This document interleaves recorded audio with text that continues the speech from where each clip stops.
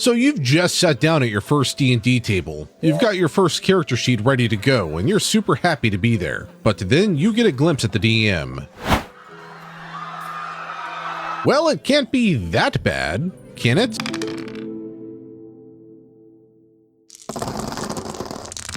Thought it might be worth a share. My experiences with a particular player who brought havoc upon all they touched. Introduction. I've been interested in trying out D&D for quite a while now, and a friend of mine, we'll call him Scott, offered me a spot in their homebrew world via a text game. I eagerly accepted, and they helped me make a character with some signs I'd consider weird now, but didn't then, as a new player. For instance, artificers and bards were banned. A 5-page backstory was required. Mounts and pets were banned. Your highest stat was auto-transformed into an 18, with your lowest being auto-transformed into a 5. Campaign 1. Rolled up a paladin, and apparently our backstories didn't matter as all of our characters had amnesia from the very beginning. We'd spent the first session in a locked room for an hour with no input from Scott, until we finally got out to the town, and gotten ourselves gear to go across the pond for no reason. Next session, and 2 players got banned. One for talking about Wish, the other for out-of-game stuff. Okay then, nothing eventful until we found a kobold artificer who just got exiled from his group of friends since they suck. We go and find the group of friends who are obnoxious idiots who shoot up animals for fun. We engage in combat and find out that one of them has an antimatter rifle. We are level 3. We finish up the encounter, me and the sorcerer being downed before we could do anything, and our kobold buddy heals us up with Mass Heal. It took me a year when I got into DMing that I found out that Mass Heal is a 9th level spell. We head into town to look for cash, take up the offer of a shady guy in an alley to participate in his game. We expect either a saw trap or an arena for each of the challenges presented. Nope, it was a game of Among Us and chess.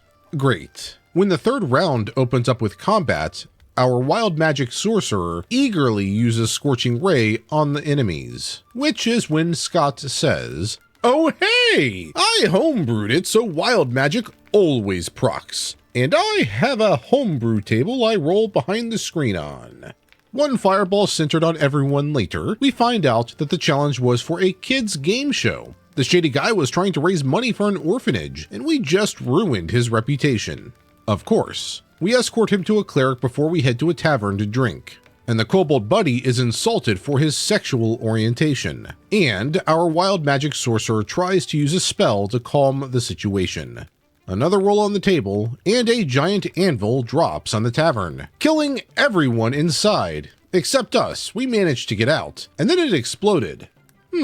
Finally, level 4. Time to pick a feat.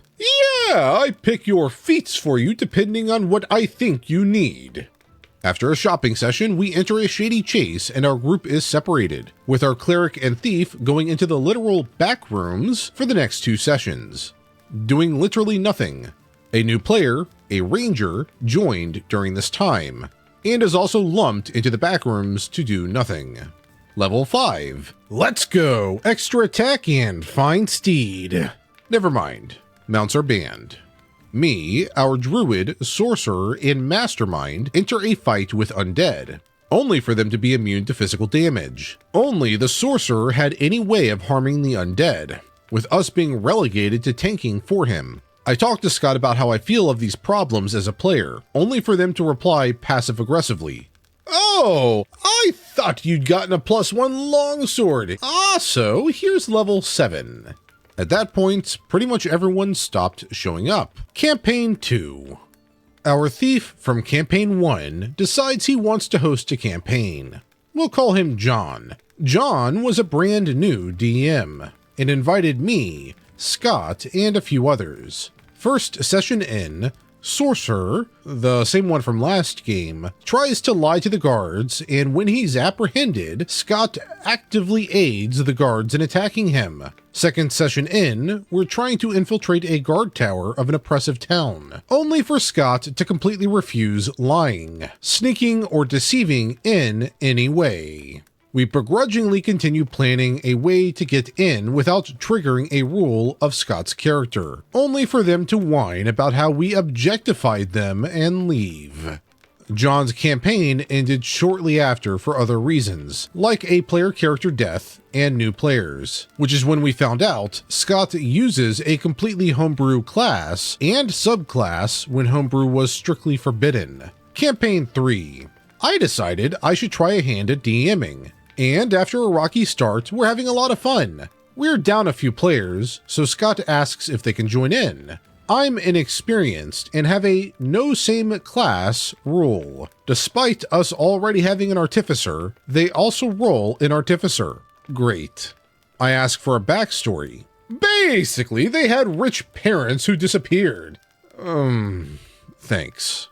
They meet up with an NPC's patron, an ambivalent Kraken. There, each character got to ask one question that the Kraken would answer to the best of her ability. Most of the characters got good questions in. Our reborn ranger asked how to be revived. Our artificer asked about the locations of the mysterious gun parts they'd found so far, and more. Scott asks about their parents, which would be a good question if they had given me anything to work with. After session, I'm looking through sheets to plan encounters when I see Scott's HP is way higher than it should be. I ask, and apparently they've been using rolled HP, when we've been using fixed, and that they apparently rolled max HP on all 3 of their rolls. But I can't see it because they did it physically. I didn't even ban them. They just left in anger. Closing words. Scott, if you see this, you have hard crap going on in your life. I understand and respect that. However, stay the duck out of any campaigns I'm in, please. End post.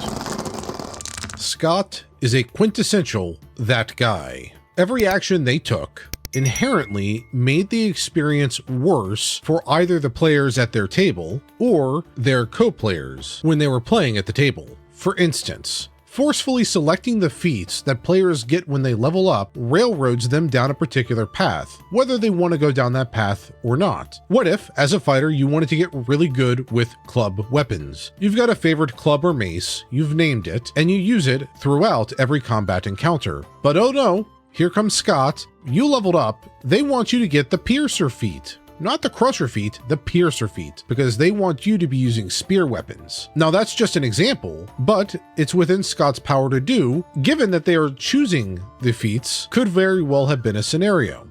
Likewise, as a player, they went against the DM's wishes and played another artificer, inherently taking away the spotlight from the other artificer, making them less unique, and then they fudged their health rolls so that they had way more hit points than anyone else, meaning most people would either get knocked unconscious, killed, or otherwise have to withdraw from combat, whereas Scott can continue fighting, further putting a spotlight on themselves. I would almost go as far as to say that Scott had a bit of a mixture of that guy and main character syndrome, because every action they took put spotlight further on themselves and away from their peers or other players. Now, what could be done to try and curb this kind of behavior? Well, if Scott had been in the campaign from the start, a Session 0 fixes a lot of this, but that wasn't the case here in that Campaign 3. So you could also address Scott's behavior. Now, the OP left this out of the story, so it's a little ambiguous, but I would have expected him to talk to him offline, maybe make some adjustments to their characters and to the way that they've been behaving, though it does sound like that the OP already did that and Scott left as a result, so didn't work there either.